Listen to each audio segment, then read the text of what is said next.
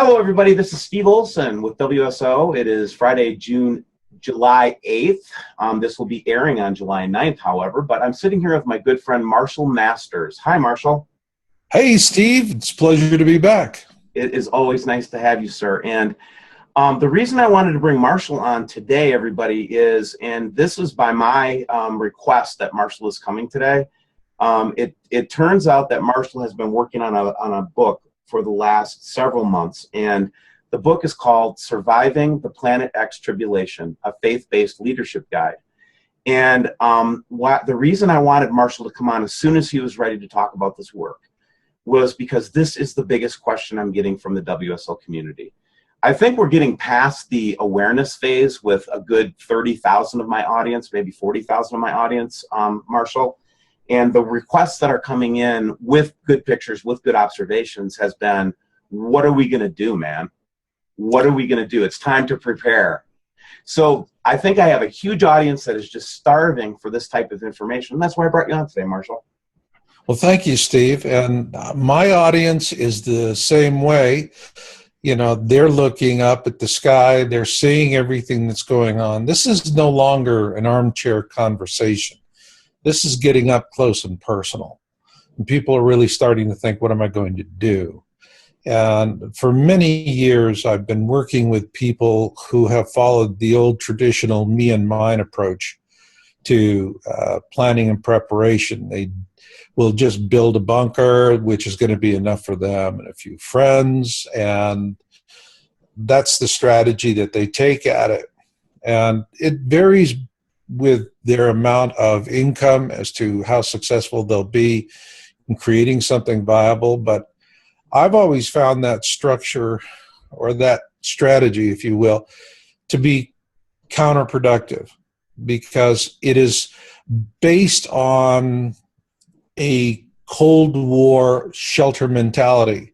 During the Cold War, all right, and those of your audience that are as old as I am can remember, we had to do duck and cover drills at school. We had to jump down under the desks, and the teachers would all stand there, and we'd say, "Why aren't you jumping down, under your desk?" And they would say something like, "Because if it's a nuke, we're all toasted anyway, but I have to do this even though it's pointless." Yeah, that really gives you a lot of enthusiasm when you're a kid. And but the whole premise came out of that Dr. Strangelove kind of thing, where a nuclear war is winnable. And that there is no winnable nuclear war if we're going to go all out at each other. And the problem, though, is that the mentality stayed of shelter, all right? And you would go into your shelter, hunker down for a few weeks, wait for the radiation count to come down and then come up. And then the assumption was, we're all clever people, we'll sort it out once we get above ground. Well, that has been the enduring philosophy. And I have seen people who build bunkers and spend $500,000 to $1 million. They contacted me over the years, and what they really want to know is what I think of their general location. But otherwise, I know that they've got a deep underground luxury condominium, and that they're planning to sit through the tribulation with organic MREs and watching The Sound of Music on their big screen while they're sitting in the jacuzzi. Well, that's fine and dandy, except usually they only plan enough resources for 1 to 2 years. We're talking about a tribulation that's going to be a decade or longer. And so they're going to have to come up to the surface. And when they do, they're going to come up to an alien world. They're going to be strangers in a strange land. And the problem is it's going to be a hard scrabble existence. And they're going to be people that are, well, not particularly who you'd want to encounter. There will be cannibals. And, you see that in movies like The Book of Eli. You see that in The Road. This is a traditional theme. It follows through. During World War II, during the siege of Leningrad, 1 million people died of starvation. there was rampant cannibalism in the city. So this is going to happen. If you have cannibals that are hunting, then they're going to be really looking for what I call the bunker bunnies, the people who have a 1 to 2 year supply of food in their bunker, which everyone undercalculates what they're really going to need. And then they're going to come up to the surface to forage. And when they do, these nasties are going to smell their healthy bodies from up to a mile away. And then they're going to die badly. So I think that the Cold War strategy, which, by the way, thankfully was never tested, okay, of sheltering for NBR, and now it's NBR plus earthquake. You know, it's a failed strategy. It's not going to work for you. So my focus has been, all right, what will work, and more specifically, what will work when we're all looking up at the sky, you know, pointing up, and the majority of us are saying, yes, that's a clear and present danger. I need to do something about it.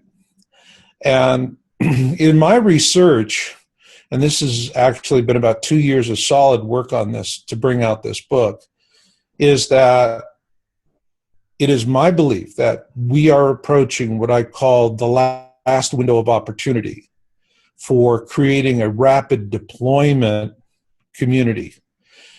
In order for these communities to be viable, they need to have 100 plus members. They need to be faith-based, all right?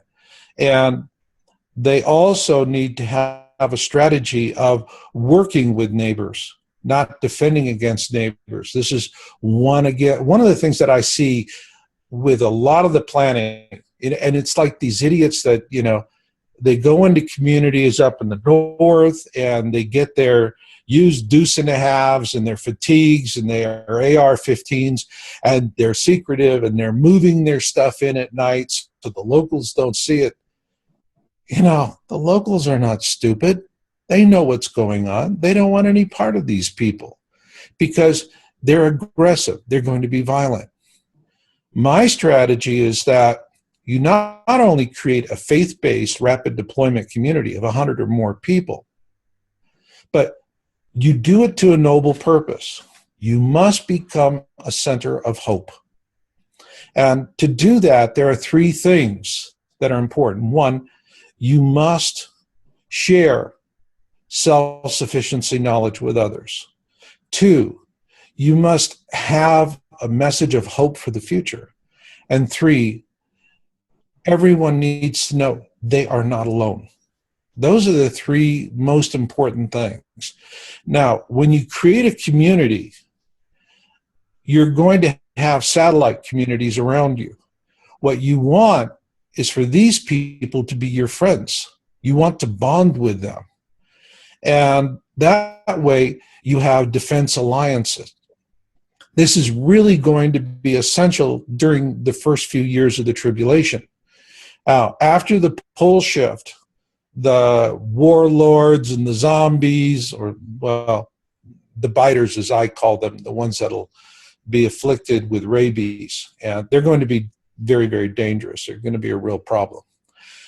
But, you know, gangs, everyone that's out there to get a victim, they're not going to survive the pole shift. Most of them are not. And the ones that do not, frankly, will be hunted down and dispatched. So from that point on, what you're really doing is dealing with the other major events of the tribulation and working with your alliance communities around you. This is really important. Now, another thing that I do, and I emphasize in the book, is that all politics are local. Yes, the elites have installed their evil minions in places of authority, but what maintains that position of power for these minions? Well, it's the banking system. They have that leverage over people. They can say, you cross me, you lose your retirement, or you get fired.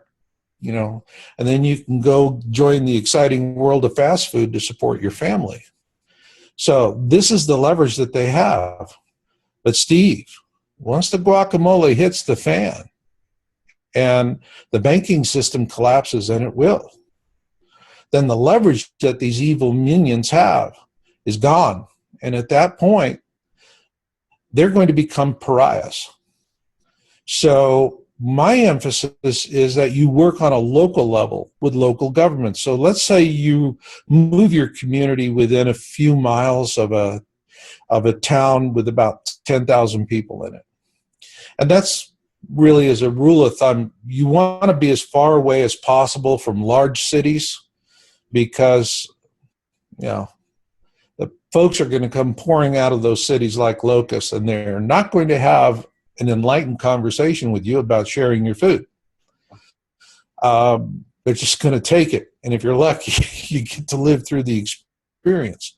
So you really want to be far enough away from the refugees that are going to spill out of major cities. That means you are going to have to relocate. That's essential.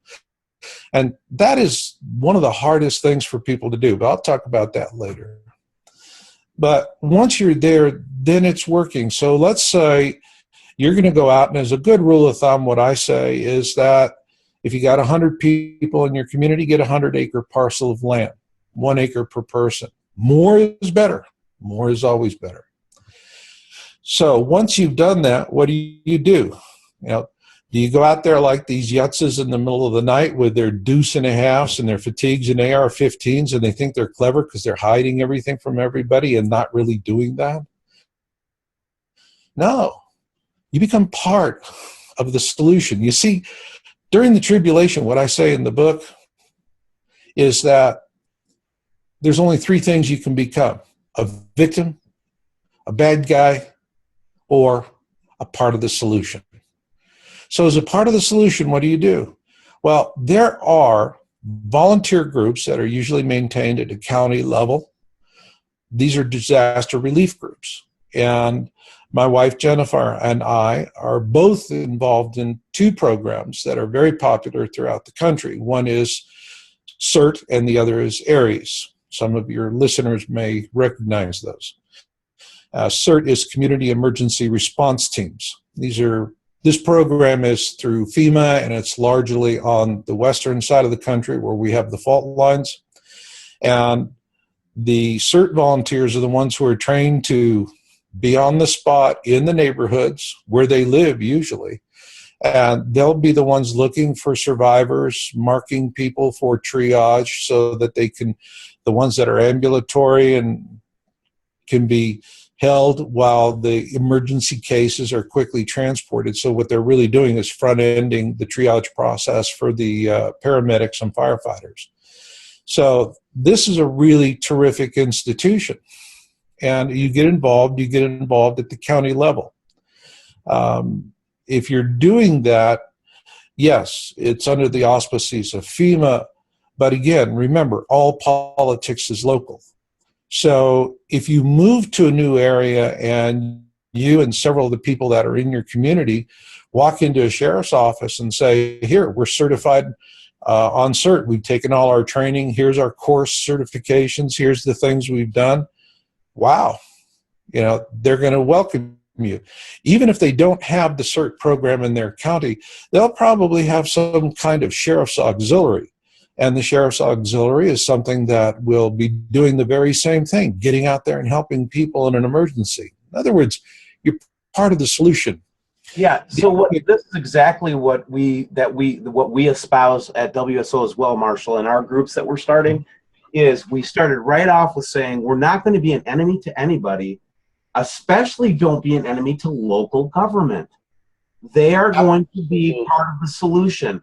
And if there's going to be any resistance of federal authority or any kind of pariah authority, the resistance will have to be organized from probably the sheriff's level. And, and remember, sheriffs under our Constitution have a tremendous amount of authority. So, I've always been a big fan of the sheriffs. Now, does that mean that every sheriff in the world is a great person and blah, blah, blah? No. Or sheriff's department is great? No. In my local area, in Dane County, the sheriff's department here is wonderful. I know the sheriff. He has a home not too far from mine. He's a wonderful human being. I had some problems with one of my children being wrapped up in the drug culture, and they were not punitive. They were helpful. They were loving. So sometimes you're lucky and you have a great sheriff and a great county, and I understand that sometimes you don't, right? So what do you do? That's right. Sometimes it's New Orleans, you know. Yeah. So let's go back to the faith-based part of it. So a lot, my audience is, I have Buddhists, I have Muslims, I have Christians, I have all different types. You're not suggesting this is like a Christian group, are you? No, we are, you know, Jennifer and I founded Knowledge Mountain Church of Perpetual Genesis as a non-denominational teaching church. And so our goal really is to fill in the gaps. You know, if your core faith works, it ain't broke, don't fix it. All right, that's as simple as that. Whatever that core faith is. But you're not going to go into a mainstream church and they're going to find a study group on Planet X. All right. And if you start asking about it, you might wind up being shown the door. So rather than risk a confrontation by asking questions people don't want to answer, well, that's what we're here for. And principally to help people who've been in awareness most of their lives, many of them since they were children. And our goal is just simply to say, you know, however you walk humbly with your God, just walk humbly with God. That is the first step. It really is. So that I get your book, right? I get the Surviving Planet X Tribulation book, and I open it up. What can I expect when I start reading this book? Well, it's a leadership guide. This is what I saw was really necessary. Okay. There are a tremendous number of phenomenal how-to books out there. And as a matter of fact, in Surviving the Planet X Tribulation, I named several of them, people that actually have appeared on my Cut to the Chase podcast. What I'm really focusing on is the leadership role. And here's the reason why. I'm going, okay, we have this last window of opportunity. And that's after that, it's catch as catch can, and it's not going to be pretty. Right. Once things go to martial law, they're going to close the borders. So being able to relocate your congregation is going to be incredibly difficult. But what I saw is, I said, all right, we have this window of opportunity. And this is going to happen when Planet X has fully come out from behind the sun. Right now, we're just seeing all kinds of images of the Planet X system near and behind the sun. And in the Colburn Bible, the Egyptians tell us this is exactly how it behaves, that it dances around behind the sun. And then when it does come out, that's it. You're in deep kimchi. And that's going to be the case for us. When it comes out, and when everybody's going to see it and it's incontrovertible of what we are seeing in the sky, that's the moment. Now, at that time, Steve, what we're going to be hearing on CNN, Fox, MSNBC, all that, are going to be the talking heads telling us, it's just an interesting light show. Don't worry about it. They're going to want to keep it all contained. Now, I will tell you, most of the people are going to buy that line of nonsense. They're going to, oh, okay, fine, because that's what they want to hear. But you're going to have a good number of people who are going to look up and say, I believe my lying eyes. And what I am seeing is a clear and present danger. And so I wrote this book specifically for faith-based leaders, the leaders of churches, temples, of any kind of faith.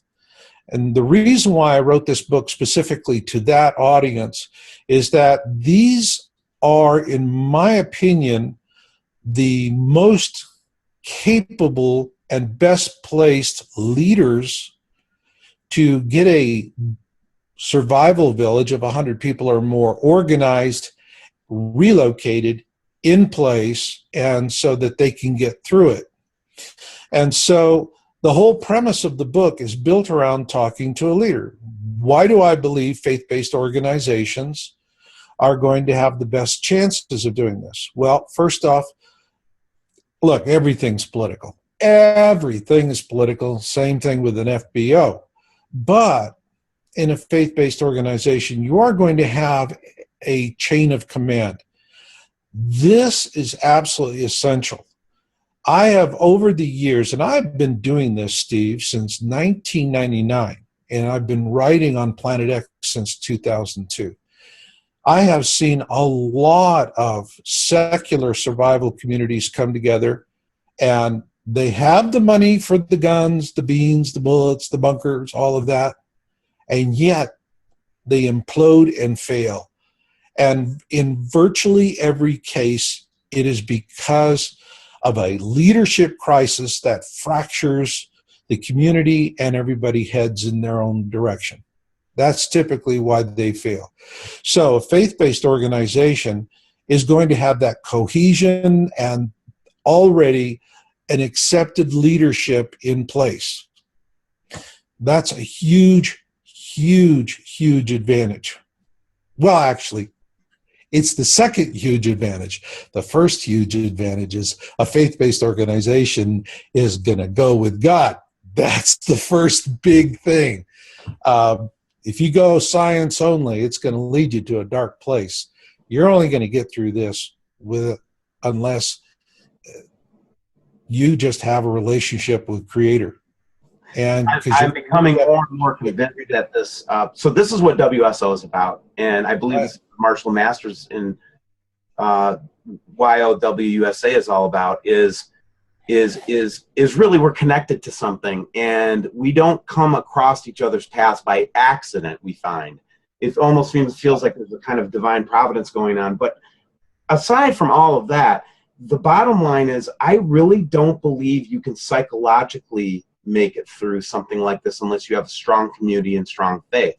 I don't see how you could make it through. I just don't know how you can make it through psychologically. I can't imagine a scenario where an atheist is going to be a happy camper at the end of this. You know what I mean? I agree. I mean, for an atheist, it's a Mad Max world, okay? And for something that's going to last as long as this is going to last, and we're going to go through some really, really difficult events, but the pole shift is going to be the big deciding factor. That is going to be, there's going to be several different catastrophic events. And what we show on the cover of the book, Surviving the Planet X Tribulation, which my wife hand-painted, and I love it. She just did a wonderful job. And it is actually the beginning of the days of darkness, because it is in this time, during the days of darkness, that the pole shift is going to happen. And so what you see here is actually Nibiru as it is moving, beginning to, in the early phase of the days of darkness, is where it's moving in front of the sun. And it's not like a lunar eclipse where we have that nice umbrella. It's beautiful. No, it's just going to be pitch black, absolutely, because this is a massive, massive object. And this actually, the image on the cover was something I received in a vision. And, it's just one of those things. I saw it for 3 seconds, just as clear as could be, particularly with the shadow underneath the planet. And then I told my wife about it, and she painted it for me, and it was really great to see it exactly the way I was given the vision of the cover. Interesting, very interesting. And again, that's another thing you'll find about Steve Olson and WSO is I look at visions and dreams and prophetical statements and scriptures and writings and holy books and things like that as valid ways to understand what's going on around me. And absolutely. And so dreams and visions to me are, there's enough science on that to show that there's a lot of validity to what I'm saying. Anyway, my point being is just going to the days of darkness part of this, and this is something I've been thinking about a lot lately, Marshall. I'm glad you brought it up. It's bound to get cold. It's going to get really cold for a while on the Earth because we're not going to have sunlight for, 3 days is what they say, or I don't know what the exact number of days. I've heard anything from 3 to 21. So right. But anyway, regardless, the sun, if the Earth is not receiving the nourishing, warmth of the sun for, a period of time, I can only imagine that it's going to get bitter cold. Well, that's going to be just a small part of it. I mean, the reason why, just, you know, Surviving Planet X, we're in pre-press right now. The book is going to be well over 400 pages with well over 140 color illustrations.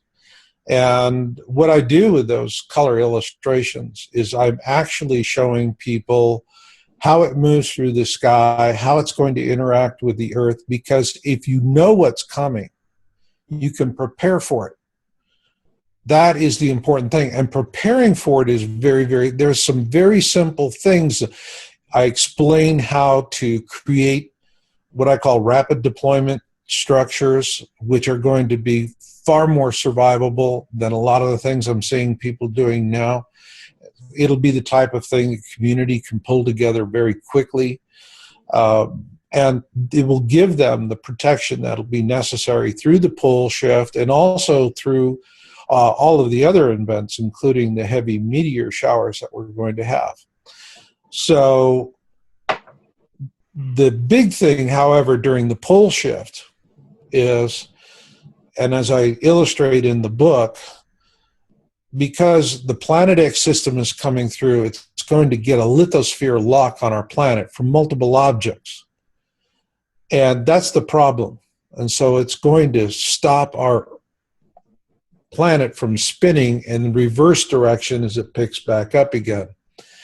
And I will tell you, for many years, I didn't believe that this was happening. But, you know, as you go through, and again, you know, dreams, visions, but also reading about folklore and other things, and it all comes together and it makes sense. Well, what will happen is that when the Earth stops spinning because it's being pulled in an opposite direction for its spin to follow the planets in the Planet X system as it's going into the southern skies and back out, is that our magnetosphere is going to collapse to just a mere fraction of it, what it is. It's already doing that, by the way. But we're talking about the magnetosphere collapsing down to 10% of what we should normally have. Without a magnetosphere, if we're on the surface, we are literally poodles in the microwave. You don't want to be on the surface. And this is the reason why even in the Colburn Bible, but in the Holy Bible as well, you know, people are in the earth. You look at the Hopi Indians and the ant people folklore, again, they went down into the earth. You're going to have to get underground if you're going to survive the solar weather that is just absolutely going to devastate the face of the planet. So, yes, it is going to be cold. Now, that being said, if you are underground, that's a constant temperature. Depending on your elevation, how deep you go, materials, so forth, you're 50 to 60 degrees. And that's a huge advantage of being underground. On the surface, that's a different thing.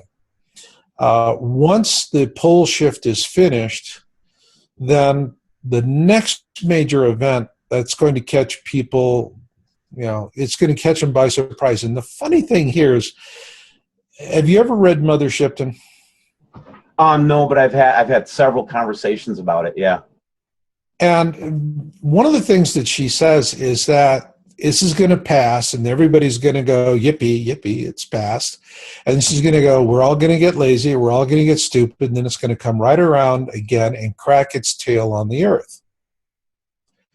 Well, there's some actual validity to that, because we're going to orbit around the sun and we're going to come right back into the tail of the Planet X system. And when that happens, we are going to get pounded. And this is when the waters are going to turn blood red, because we're going to have iron oxide in the dust that's falling all over the place.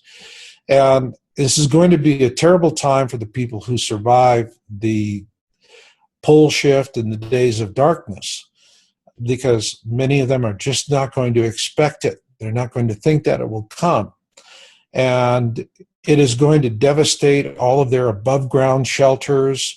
You know, they will have been trying to create, you know, ponds for collecting water and trying to get some crops raised. And when this comes through, it's just going to be devastating. And if you know to prepare for it, then you will get through it. It'll be a matter of months, but you will get through it. And it's fairly simple the minute you start smelling iron. This is a good reason why you want to have people who are disabled, like the blind, because their other senses are going to be more acute. And so if you have someone that's blind in the community going, I smell iron, that's it. Harvest whatever you have. Just grab it, because it is going to get pulverized by stuff that's falling out of the sky. It'll be the burning hail of Exodus. Right. Yeah, that's exactly what we think too. And so I want to kind of take a different tack on this. So if you're not already part of a group or a leader of a group, I wouldn't steer away from this book, because if you're the only person that's aware in your area or your family or whatever it is, you are the de facto leader. Because when this thing does go down, if you are able to get reasonable discussions going with people that are probably in a panic mode at that time, a lot of your friends and family and stuff are going to look to us for answers, because they know that we've been dabbling in this stuff, right?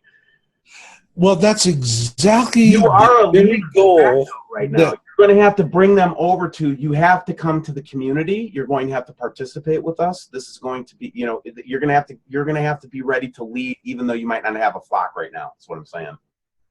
Well, you do. What I wrote the book, because there's two audiences for the book. There's the obvious audience, which is the book is written for faith-based leaders. And I'm really saying, okay, here's how you locate your shelters. Here you're going to work with other people, communications, incident command system, how you're going to set up all kinds of different groups within your organization to maintain a policy of what I call enlightened continuity and comfort.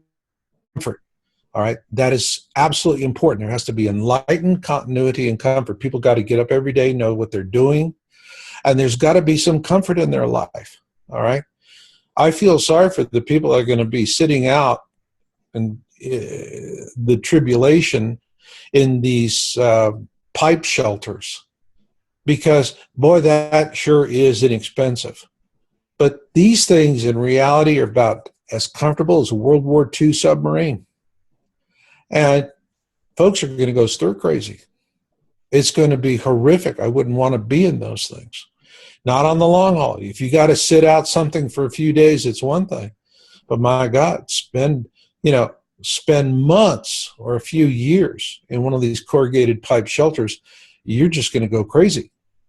So it's about how do you build a community, and affordably so, that is going to give some level of comfort. This is absolutely important. And how you maintain that comfort continually moving forward. So that is how I am talking to the leader of a faith-based organization. But the audience that is not immediately obvious when you look at the book is the people I really had in my heart and soul that I wrote this book for. Because I have so many folks that follow my work. They're in awareness. They're scattered all over the country. Creator did this by intention, because our folks that are in awareness have a simple their mission is simple, and it is not to be leaders. They may become a leader, but that's not their mission. That's not why they came into awareness. They came into awareness because they are teachers, mentors, and comforters. That is the important role of being in awareness: teaching, mentoring, and comforting. And so when I designed this book and I wrote it, what I'm thinking in my mind is that these folks who are in awareness, and they do not have the money to build bunkers, and they do not have the wherewithal to organize a community of people to do something rapidly, and a faith-based leader will. So what happens is, when we get to that window of opportunity and people are really starting to think hard about what they're going to do and how they're going to respond to it, that's when someone who is in awareness, who has read my book, has a second copy. And they will go to the leader of a church they belong to, temple, whatever, and they will say, you need a plan. Here's a plan. Here's a leadership guide. And I believe it will help you immensely because it's written just for you, just for this time, and just for what you need. If you have any questions or want to discuss this information in further depth, I am at your service. As is WSO, and we'll have some announcements coming up soon, actually. We're right now in discussions with Marshall's organization. We're considering doing some conference work, so we'll keep you updated on that. But for now, one of the things I wanted to share with you, though, Marshall, I have never read the book. You didn't even tell me about the book until the third time we talked. And by this time, you and I have a good camaraderie going, right? Mm-hmm. And I think I caught you one day. I Skyped you, and you're all disheveled, and you're all like, in the middle of the war of writing the book, right? Because writing books is hard, guys. Trust me, it is. And especially when you're trying to get to the finish line on a book, and you're editing, and you're trying to get that last couple paragraphs and done and all that. So that's where Marshall was, and I said, what are you doing? He goes, I'm finishing this book. It's going to be 400 pages. He was in that manic state of writing. And what's it going to be about, Marshall? And he goes, it's going to be all about preparing leaders and groups and work on how to survive. And he was just kind of in that excited mode. And right at that moment, I got the thunderbolt from heaven, because it was at the same time that we had our first conference call with our 200 worldwide groups that are forming under WSO. Wow. Well, I don't know if there's a more divine appointment that's ever been in my life, because the thing that the big content block that we're missing right now is exactly this book that he wrote. And I had no idea that Marshall was writing it while we're trying to scramble and prepare and find the right formulas for how best to organize the groups, how best to keep them independent and local, how to keep away from a centralized control monster, all those different things. And here, Marshall, you have a book right for the time. And we're right at that point. I just wanted to mention it to you. By the way, the groups and WSO, just to give you a quick update, that to show you how aligned we are, one of the things you preach to me a lot about is ham radio, right? Yes. Great. It's a good thing to preach about. My WSO team came to me today with a proposal to build a megawatt ham base station, and it's going to be built by 3 or 4 prominent ham operators in the Texas market, and they're going to do our replicated site up in Wisconsin, and we are planning to do 24/7 broadcasting on ham radio. CQ. I love it.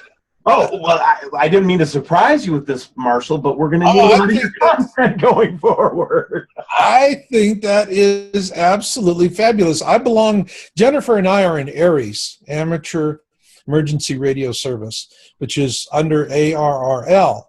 And it's a non-governmental organization that works with Homeland Security. And the ARES ham radio operators are the ones that, when there's a disaster, they'll set up their mobile shop and their radios, and they're relaying messages about supplies that are needed, people, circumstances, helping families to get out messages that they're safe and sound, these kinds of things. So what you're doing with a large station like that is absolutely powerful.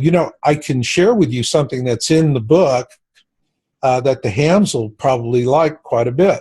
Okay. Well, one of the things is going to be really important. There's 3 licenses. There's technician, general, and extra.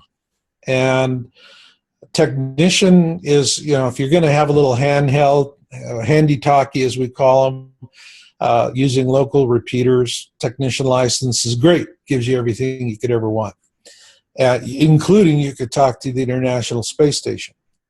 The general license is something that gets you out of U.S. borders on the high-frequency side.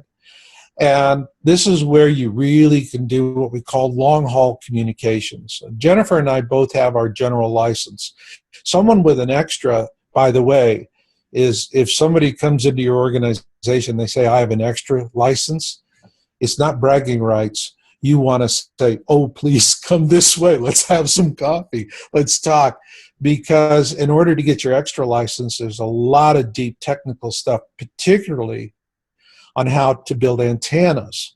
And that is going to be paramount. It's better to have all kinds of supplies on hand to build antennas than to have pre-made antennas. And the reason why is the atmospherics are going to be absolutely insane. We don't know what to expect going through the tribulation and beyond. But here's a happy message for the hams. And it's called bounce. If you're in the high frequency band, you know, you're talking to the other side of the, you know, to another continent on the other side of the world. You're doing it on high frequency. You're bouncing the signal off the ionosphere. And for the hams that are really, really old, like in their 90s, they remember a time which probably hams could have called the paradise. And this is when they had relatively unsophisticated radios, and they could bounce signals at tremendous distances with low power. But the ionosphere, it's an interesting thing, is that as Planet X has been coming into our system, our sun has been reacting to that, and in turn, one of the things that has been, if you will, a byproduct of that interaction is that the ionosphere has changed in terms of how easy it is for the hams to use it to bounce their signals. And there's been this somewhat steady degradation. You know, for hams today, and we have very, very sophisticated radios. These things are just amazing. But yet, it's 10 times harder for them today to bounce a signal than it was for folks back in 1940. Well, here's the good news, hams. Once Planet X is out of the core of our system and heading back south, hallelujah, we're going to have a beautiful bounce. The ionosphere is going to come back, and we are going to be able to do some interesting things. And for you QRP people, it's going to be a paradise. Yeah, and I think it's important to note that with this, while we want to get the broadcast going simulcast with it, web, our vision is to simulcast it with the web. By the way, we're going to Kickstart fund it. That's how we're going to fund it. So it's not a WSO. With the project itself is going to go through Kickstart, not through any of the WSO stuff. We don't make enough money at WSO to pay for that. But what we will do, what we are planning on doing is also having a kit ready to go, buried, if you will, ready to dig out at the right time. Because, like you said, the only way I think we'll have any kind of global communications will be ham once the system passes. So this is really a post-event preparation more than anything. Well, you know what the motto of the Amateur Radio Relay League is when all else fails, amateur radio. It's absolutely the way it is. And in fact, I devote an entire chapter in my book to amateur radio, and I'm explaining it to a faith-based leader. I don't want to get them into the techno-babble, if you will, of all of this. And, you know, you have this, you have that, you have this, and you know, next thing you know, their head is swimming with all kinds of terms and numbers. I really focus on here's the information you need so that you can have a guided and constructive and intelligent conversation with your hams so that you can get what you need. And so I'm explaining the basic types of radios, the bands. I get a lot into working with repeaters because I think that's going to be absolutely essential during the tribulation. But I also get into landlines and other things that they can keep in mind.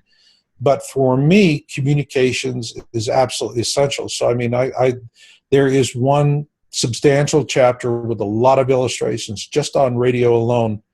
And that is, to me, it's imperative. If we don't have the ability to communicate with each other, then forget about it. We're going to be isolated and easy to pick off. But communications, to me, is, when I think about it, I think about, you know, helping people with informational broadcasting, but it's also dealing with circumstances. You know, if you have a young mother with a breech birth situation. You could have a doctor on the radio talking somebody through it on the other end. And yeah, it's catch as catch can. You got to work with what you got, but at least it's people reaching out to people and sharing knowledge and helping one another. So yeah.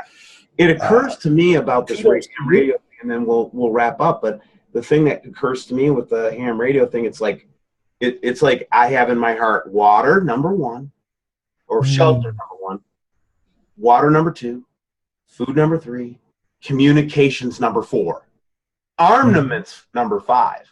So I don't even put guns equal to communications. Because can you imagine just not knowing what's going on? I could never stand it. Well, in my book, first off, I don't talk about guns in the book. It's over 400 pages with over 140 color illustrations. You're not going to see rifles and shotguns and pistols because there's a lot of how-to books on that. But my philosophy is if you are you are leading a faith-based organization, you are going to have responders and military in your congregation. You're going to have ex-military, you're going to have police, you're going to have firemen. What's more important than talking about guns with those people is that you understand what's called the incident command system. I devote an entire chapter to the incident command system. And I'm going to tell you, anyone out there that has been trained as a firefighter, and I know you have, so you understand ICS. Very much do you. If you have someone who can talk to you in ICS language and understands the structure and how to use it, wow, you're really going to be able to do some amazing things. And when it comes time to figuring out how you're going to defend the community, because in every community, this is one of the things that it is just a ground principle that I put in my book. If you're into a community, there are three things that are required of you. Everyone works, everyone defends, everyone participates. Period. No exceptions. Everyone works, everyone defends, everyone participates. And that means, yeah, you're going to have someone who has military experience, and they're going to know what kind of armaments and how to set up defensive situations for your community. But on the other hand, if you've got, you got a 12-year-old that's big enough to pick up a rifle, that kid has got to learn how to shoot it. They have to be proficient as a marksman to defend the community, because that is what is going to be absolutely essential during the first few years of the tribulation, is that there's going to be all kinds of nasties out there. There really will be. And you're going to have to deal with them. And you have to deal with them. And it's a painful thing to think about. But that's the way it is. However, that expertise is going to come into your community. Creator is going to send you the people who know how to make that work. Creator is going to send you the warriors who are going to stand up and do what they do. They're going to go out on the front line for everybody, because in a community you have leaders, doers, and responders. Your responders are going to stand on the line. They're going to do it. They're guardian angels, all right? So let Creator bring those people to you, and then work and help them with the resources and the support that they need to do their job. That's my philosophy. What you're talking about really is common sense leadership, organization. I've had it through the military. I've had it through disaster planning. I, too, have been certified. I've got a, right up here on my wall, Rural Domestic Preparedness Consortium I belonged to for a while when I was living up north. It's a FEMA document. Now, I'm rail cart incident response qualified. I think we're going to have a lot of mechanical breaking and gases going everywhere. I thought it would be important to know evacuation distances, how to tell what's in the tanks. All those skills are going to come in handy. Right there, that's enough to earn my place in the community. I can identify tank cars that have materials that we can either use or stay the heck away from. Right. That's right. That's a skill. As a firefighter, what's that simple rule? If a fire is, or it's something that's going on, if you can't cover it with your thumb, you're too close, right? You are too close, right? That's one of the lessons I learned. Oh, this is great, Marshall. So this is not going to be the last time we talk about this book. I think it's going to be a central theme for our organizations together going forward for the next time period. I would even say for this phase is the most important thing we could be doing. How can people get a copy of this book, Marshall? Right now, what we're doing is the premier first edition. It's going to have a street date of August the 1st. And so what I do is a pre-release, which is going to be principally for my audiences, your audiences, people that are what I call ahead of the curve. And this will be a discounted version. If you buy one copy, it's 25% off. If you buy two copies, it's 35% off. This will be a limited edition. They will be personalized, signed, and numbered. So this is a collectible, and it'll be available both in hardcover and softcover. And so for those that want to do that, the cutoff will be the end of July. And then once we go to the street price, then the price will go up, and then we'll order in this special printing for this edition. Mm-hmm. And fill all of that and send it out to everybody. But it is, keep in mind, it will be a collectible edition. I always do this when I bring out a new book. Great. And we will, if you go to yowusa.com or to kmmedia.org, and you can get a copy of that today. And the numbering will be in the order in which people come in to purchase their copies. That's very generous that you're offering this to the WSO community, Marshall, and I really do appreciate you bringing us into the pre-release phase of this. So again, you can go to yowusa.com or to kmmedia.org, and I'll have those links below, along with the offer, the special offer, which I'll take down at the end of July, by the way, just so you know. Thank you, Steve. Yeah, right. And also, so do you have any final thoughts you want to end up with, Marshall, before we say goodbye? Yeah, I want you to know that the book is designed to be an enjoyable read. And what I do is I actually explain everything in the book. I create what I call the Planet X World Fair. And I take the reader, and it's a conversation. You as the reader, the person I'm talking to continually, we're talking back and forth. And we go to the Planet X World Fair, and there we're going to have the Orbitarium, we're going to have the Threat Matrix Pavilion, Hall of Heroes, and all of this. And so it's really something where it's engaging with information you're going to need, but I use fictional characters and settings to make it a very pleasurable and engaging read, so that you're just not going, I'm going to take a long walk off a short pier. Oh, Marshall. Well, listen, we'll be back in touch. We'll have Marshall on again, everybody. You can be assured of that. And have a wonderful afternoon, Marshall. Thank you, Steve.